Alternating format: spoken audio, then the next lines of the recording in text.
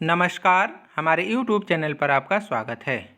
लखनऊ विश्वविद्यालय में BEd second semester में टीचिंग सब्जेक्ट है और वो टीचिंग सब्जेक्ट सेलेक्ट करने के लिए लखनऊ विश्वविद्यालय ने 4 ग्रुप बना रखे हैं।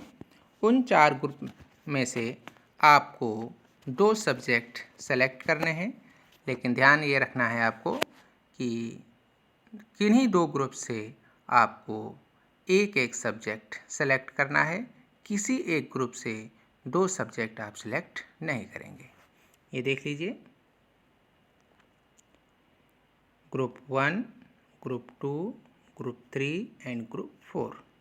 इन चारों ग्रुप में से कोई आपको 2 ग्रुप सेलेक्ट करना है और उस 2 ग्रुप में से आपको एक सब्जेक्ट सेलेक्ट करना है। आप किसी एक ग्रुप से दोनों सब्जेक्ट सेलेक्ट नहीं कर सकते हैं। फॉर एग्ज़ाम्पल के लिए, अगर आप आर्ट के हैं और आप चाहें कि हम ग्रुप 4 से हिस्ट्री और सिविक्स ले लें, तो आप ये नहीं कर सकते हैं। आपको ये ध्यान रखना है कि किसी एक ग्रुप से आपको एक ही सब्जेक्ट सेलेक्ट करना है। ये देखिए, ऊपर स्पष्ट लिखा हुआ है, every student shall be required to select 2 subjects for practice in teaching from the following 4 groups. However, they will have to select only 1 subject from any group. किसी एक ग्रुप से आप एक ही सब्जेक्ट सेलेक्ट कर सकते हैं। और उसका टेक्निकल रीज़न ये भी है कि अगर आपने ग्रुप 4 से आप 2 सब्जेक्ट सेलेक्ट कर लिए, तो चूँकि ग्रुप 4 का एग्ज़ाम एक ही दिन होगा, तो उसके चारों पेपरों का एग्ज़ाम एक ही दिन होगा।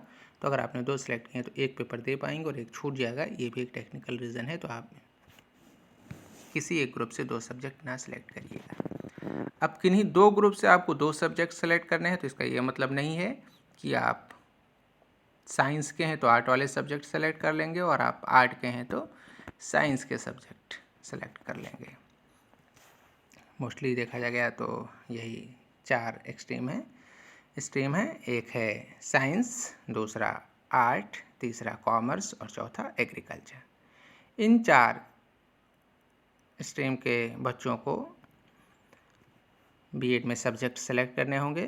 तो अगर आर्ट का बच्चा है, आर्ट का स्टूडेंट है, वो बीए कर रखा है उसने, तो उसके लिए ज़्यादातर सब्जेक्ट ग्रुप 3 एंड ग्रुप 4 में मिल जाएंगे। अगर उसने बीए मैथ से कर रखा है तो उसका ग्रुप 3, ग्रुप 4 एंड ग्रुप 2 हो सकता है कि ग्रुप 2 से मैथ ले ले, और अगर बीए में उसका हिंदी है तो मैथ और हिंदी ले सकता है, या अगर मैथ के साथ हिस्ट्री है तो मैथ और हिस्ट्री ले सकता है। तो इस तरीके से वो कर सकता है।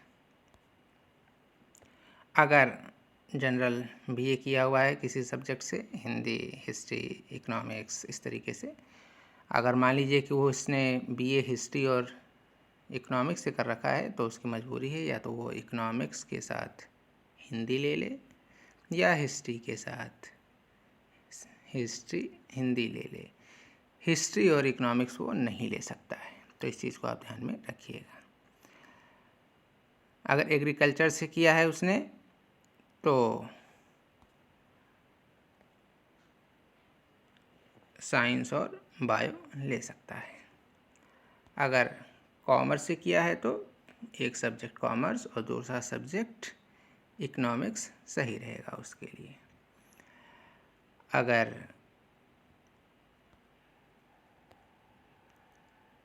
साइंस से है और मैथ है तो मैथ और साइंस।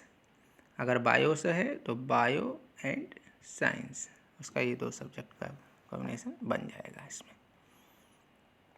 अदरवाइज आर्ट वाले बच्चों के लिए हिस्ट्री और हिंदी, सिविक्स और हिंदी या संस्कृत। तो इस तरीके से आप ध्यान में रखिए कि किन्हीं 2 ग्रुप से आप एक सब्जेक्ट ही सेलेक्ट करेंगे। आप एक ग्रुप से 2 सब्जेक्ट सेलेक्ट नहीं करेंगे और आपके स्कूल में, आपके कॉलेज में बताया भी जाएगा आपको। हाँ, एक चीज़ और ध्यान रखिएगा कि अगर आपके पास ग्रेजुएशन में हिस्ट्री और हिंदी है, तब आप हिस्ट्री और हिंदी ही लेंगे। अगर आपके पास ग्रेजुएशन में इंग्लिश और इकोनॉमिक्स थी तो आप इंग्लिश और इकोनॉमिक्स लेंगे, और उस समय आप हिंदी लेना चाहें तो आप हिंदी नहीं लेंगे, क्योंकि ये आगे चल के आपके लिए समस्या खड़ी कर सकता है। तो पहले आपको कोशिश ये करनी है कि जो सब्जेक्ट ग्रेजुएशन में है, अगर उनसे मिलता हुआ सब्जेक्ट इसमें दिख रहा है तो आप वही लेंगे। अदरवाइज़ बहुत से बच्चे ऐसे होते हैं जिनका इसमें कोई सब्जेक्ट मैच नहीं करेगा। जैसे मान लीजिए किसी बच्चे ने बीए में सोशोलॉजी ले लिया है और